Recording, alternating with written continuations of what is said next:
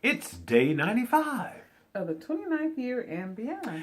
I was just thinking, when you think about romantic movies or movies about love, um, what would be one of your favorite, I guess, either sayings or statements from a movie, a love movie, or a movie about love? Ooh. You have to go first. I don't think it. Well, let's go way back. Love means never having to say you're sorry. Yeah. That's a lie. Stop it, I say. That's a lie. Do you mean if you love one another, you do have to say I'm sorry? Yes, quite a bit. Why? Because, no one's perfect all the time. But isn't love enough? No, it is not. So you need those I'm sorry. Yes, you have to be humble enough to admit that you're wrong and say I'm sorry. And that's my point exactly. I was hoping that you would allow me to go first so I could pull. For those of you who are old school, you remember the movie with Ryan O'Neal and Ali McGraw, Love Story, which is one of the saddest love stories. I'm sorry. But one of the things that she says to him is, love means never having to say you're sorry. And I wonder what you all think about that. Because the reality is, just as Gail said, nobody's perfect. And we do things, whether intentional or unintentional, that may offend or even hurt the people that we love. That is true. And I can say that for my husband. I can say that for my kids. I've had to say I'm sorry to the children more than once.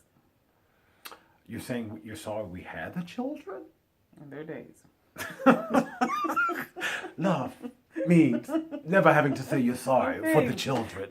Hey, James, Tiberius, Kirk. Yeah, that was kind of my Kirk acting. Yes, my, it was. My what's the Your man's? Star Trek? What's the man's name? No, not his real His name. real name. But anyway, we digress.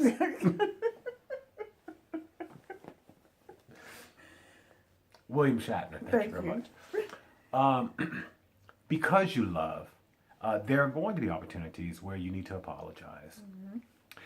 And notice what I said, apologize. Not say I'm sorry, because you can say I'm sorry without really apologizing. Sorry. Yeah. Are you really? It's not about the words. It's about the totality of how you feel and what you really are conveying. Yeah. The sincerity of the apology. Lord knows there have been opportunities where I've had to apologize to Gail. And because you love, if you've done something to offend, if you've done something to hurt or disrespect this person that you love, an apology acknowledges, number one, yes, there was an offense. Right. Number two, I'm taking ownership for what I've done. Right. And number three, my intention is to do better, because sometimes it's through the experience that you learn. So you may not have known something would have been offensive or hurtful until it occurred.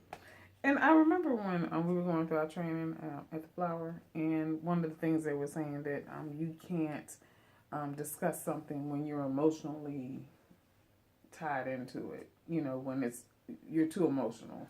Well, yeah. And I think sometimes that's when the biggest amount of hurt comes in. When you can't really separate your personal emotions from how you're feeling and deal with the actual situation. Yeah, I would say that wisdom dictates you having opportunity to step back if you need to, because in the heat of a moment, things can be done and said. Once they have been done and or said, even though you may have remorse and you may regret it, you can't take it back. And so, again, when you love folks, there are those opportunities where you need to apologize. And so although it sounds great in a sound bite, love means never having to say you're sorry. Love means you're willing to say, I apologize. And I'm sorry. And please forgive me. Yes, until tomorrow, if Bye. the Lord says the same.